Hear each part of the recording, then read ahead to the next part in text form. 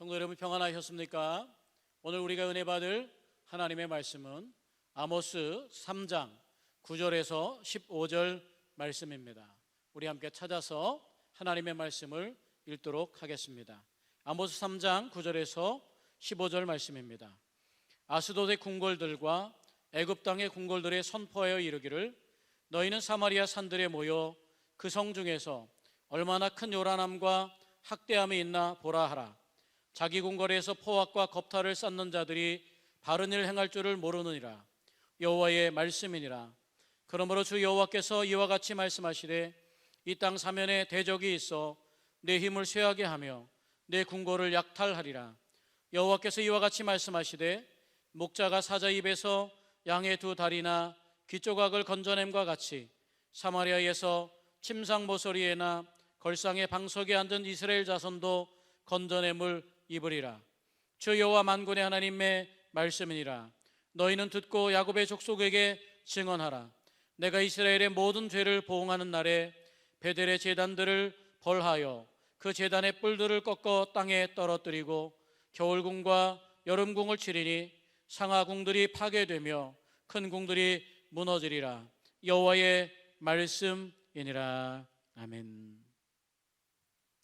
오늘 아모스 3장 9절에서 15절의 말씀으로 오늘 사마리아 성의 심판이다는 제목으로 하나님 말씀 전해드리겠습니다. 아모스 선지자는 본격적으로 이제 심판에 대해서 선포합니다. 이스라엘 주변의 여러 국가들에 대해서 말했지만 북이스라엘에 대해서는 더 심도 깊고 더 세밀하고 더 자세하게 심판하는 내용을 보게 됩니다. 그 가운데 오늘은 북이스라엘의 수도인 사마리아 성에 대한 심판을 선포하고 있습니다. 오늘 이 심판의 선포를 보면서 하나님의 심판의 성격을 우리가 찾아봐야 됩니다. 하나님의 심판의 특성은 무엇인지를 한번 살펴보겠습니다. 오늘 말씀을 통해서 첫 번째, 하나님의 심판은 어떠냐? 하나님의 심판은 공의와 정당성을 품는다라고 하는 겁니다. 하나님의 심판은 공의롭고 정당하다는 말씀이죠. 우리 9절에 보면 아소돗의 궁궐들과 애굽 땅의 궁궐들에게 선포하여 이르기를 너희는 사마리아 산들에 모여 그 성 중에서 얼마나 큰 요란함과 학대함이 있나 보라라고 말합니다. 하나님의 백성인 북이스라엘 사마리아 성을 심판하는데 그것에 대한 증인들이 누구냐? 증인을 초대했는데 그게 바로 이방의 도시입니다. 아스돗은 아수르의 옛말인 것 같습니다. 아스돗을 아수르라고 학자들이 그렇게 많이 해석했습니다. 아수르의 궁궐들과 애굽 땅의 궁궐들이 바로 이 사마리아 성이 망해가는 것, 심판받는 것에 대한 증인으로 초대받았다라고 하는 겁니다. 이것은 무엇을 의미하느냐 하면 하나님의 심판은 이방인이기 때문에, 택한 백성이기 때문에 차별을 두거나 더 친밀함을 두지 않는다는 거예요. 하나님께서는 이방인들의 눈에 보기에도, 바로 아스돗이나 애굽의 성들이 보기에도 예루살렘이 멸망할 만한 충분한 근거를 가졌음을 하나님께서 직접 나타내 주신다라고 하는 겁니다. 거기에 얼마나 큰 요란함과 학대함이 있나 봐라라고 합니다. 요란함이란 무법천지를 말하는 거지 않습니까?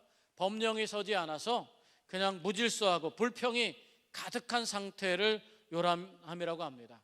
학대는 우리가 아는 것처럼 학대한다고 하는 것은 약한 자에 대한, 연약한 자에 대한 배려가 없는 민족을 말합니다. 결국 힘을 가진 사람들이 연약한 사람들을 향해서 행하는 포악, 악행들이 바로 여기에 나오는 바로 학대다라고 하는 걸 보게 됩니다. 오늘 이 이방의 도시들에게서 바로 이 심판의 증인으로서 세움받았다고 하는 것은 하나님의 백성이라도 공정하게 하나님의 살아계신 공의를 온전히 지키지 않으면 공의롭게 재판받는다는 사실을 우리가 알아야 됩니다. 그리고 북이스라엘이 심판받는 정당성을 더 확대하게 되는 것이지요. 이방인보다 더 악하게 바로 북이스라엘이 하나님 앞에 범죄했음을 나타내주고 있습니다. 그래서 자기 궁궐에서 포악과 겁탈을 쌓는 자들이 바른 일을 행할 줄 모르느니라 이렇게 말합니다. 결국은 포악과 흉포 때문에 사마리아 성이 심판을 받게 된다는 거예요. 그 포악과 흉포가 이방 사람들의 눈에 보기에도 여전히 포악과 흉포를 가졌다라고 하는 겁니다. 오늘 사마리아 성의 심판을 통해서 두 번째 하나님의 심판은 무엇이냐? 우리가 배우는 건 뭐냐면 하나님의 심판은 실제가 된다는 거예요. 우리는 심판을 늘 선포받습니다. 그런데 그 심판이 우리에게 실제로 임했느냐? 그런 걸 살펴볼 때 우리가 그 심판이 우리에게 실제로 임했다는 사실을 잘 알지 못합니다. 여러분, 우리가 심판이 내 삶에, 내 인생에 실제된다는 사실을 깨닫는 것만으로도 우리는 하나님을 더 경외할 수 있는 삶의 요소들을 갖게 되는 겁니다. 11절 12절에 보면 이렇게 말합니다. 그러므로 주 여호와께서 이와 같이 말씀하시되 이 땅 사면에 대적이 있어 내 힘을 쇠하게 하며 내 궁궐을 약탈하리라. 결국은 사마리아 성이 약탈당할 것을 말합니다. 그러면서 12절에 이렇게 말합니다. 여호와께서 이와 같이 말씀하시되 목자가 사자 입에서 양의 두 다리나 귀조각을 건져냄과 같이 사마리아에서 침상 모서리에나 걸상의 방석에 앉은 이스라엘 자손도 건져냄을 입으리라. 오늘 여기에 이 말씀을 보면서 12절의 말씀을 보면서 우리가 오해할 수 있는 소지가 있습니다. 뭐냐면 건져냄을 받으리라는 거죠. 근데 여기서 건져냄을 받는다는 것은 하나님께서 자비와 긍휼을 베풀어서 구원한다는 이야기가 아닙니다. 이 건져냄을 받는다는 이야기는 바로 완전한 죽음, 완전한 멸망의 증거물밖에는 취할 수가 없다라고 하는 겁니다. 다시 말하면 사자의 입에서 목자가 갔더니 사자의 입에서 그 양의 다리나 귀때기밖에 나오지 않는 거예요. 그러니까 이미 양은 처참하게 생명을 잃었고 그 몸도 사자의 먹이로 완전히 뜯긴 상태에서 남은 것은 그의 발이나 귀때기는 뭡니까? 결국은 이 양이 완전히 죽었음을 나타내는 하나의 상징물에 불과하다는 거죠. 하나님의 심판은 이렇게 실제로 분명한 실제가 된다라고 하는 겁니다. 양의 처절한 죽음이 바로 그런 죽음의 증거물이 되는 것을 보게 될 것이다 라고 하는 겁니다.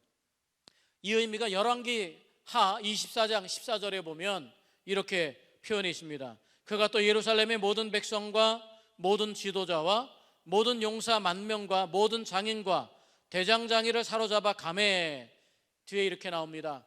비천한 자 외에는 그 땅에 남는 자가 없었더라.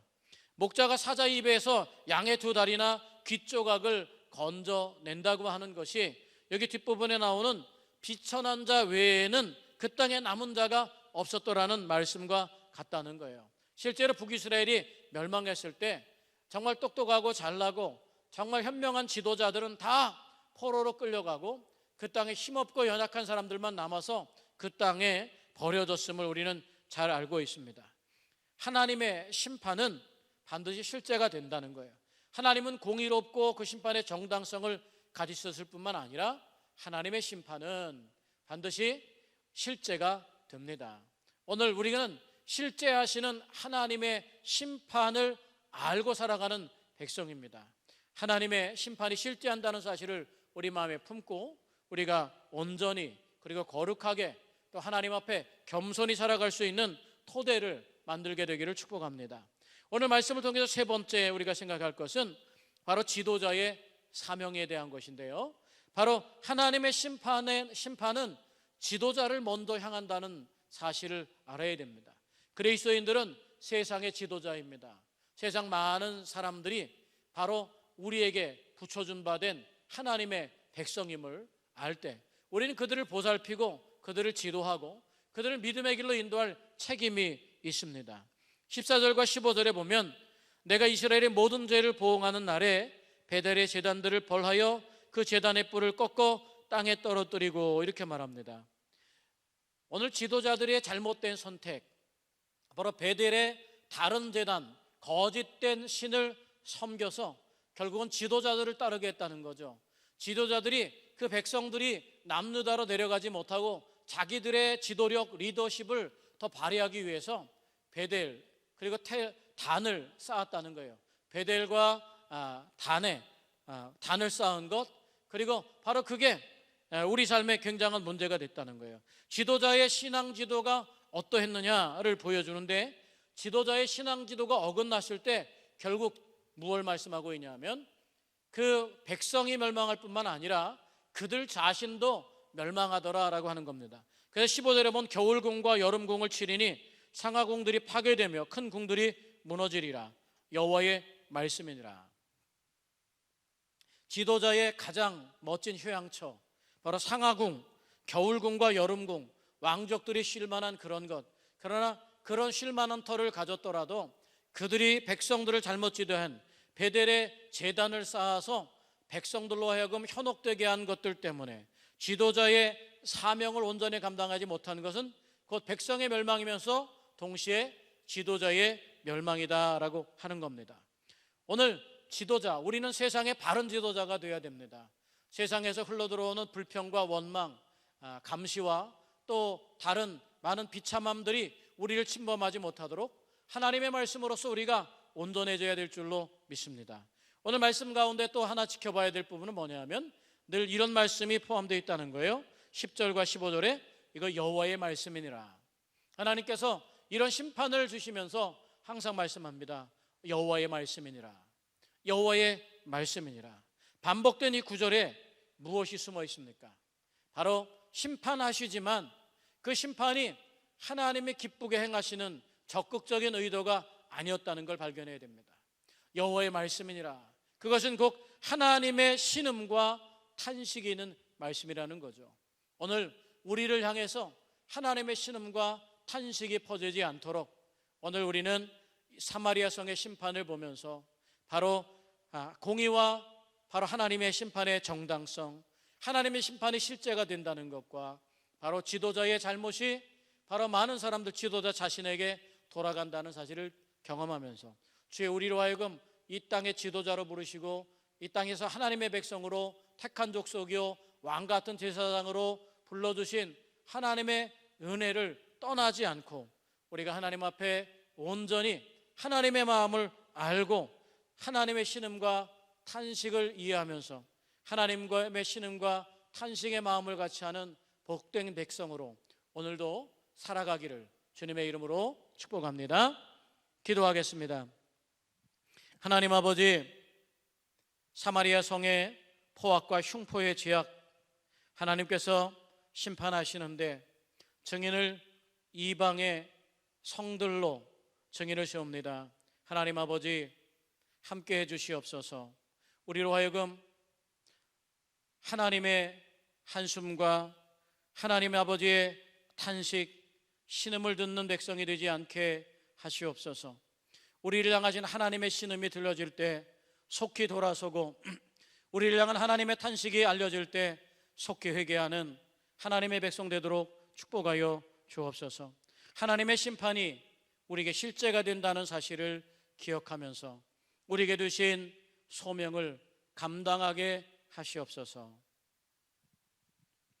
이제는 우리 주 예수 그리스도의 은혜와 하나님 아버지의 지극한 사랑과 성령의 감화하시고 감동하시며 내주하시고 교통하시며 역사하시는 은혜가 오늘 하나님 아버지 앞에서 공의와 정의로운 심판을 생각하며 우리에게 맡겨주신 소명을 다해가면서 주님의 신음과 탄식이 들려오지 않기를 소망하고 그렇게 주신 삶과 소명을 감당해 나가기 원하는 당신의 백성들 머리 위에와 가정과 생업과 삶의 터전 위에 오늘 종일토록 함께 하시기를 간절히 축원하옵나이다.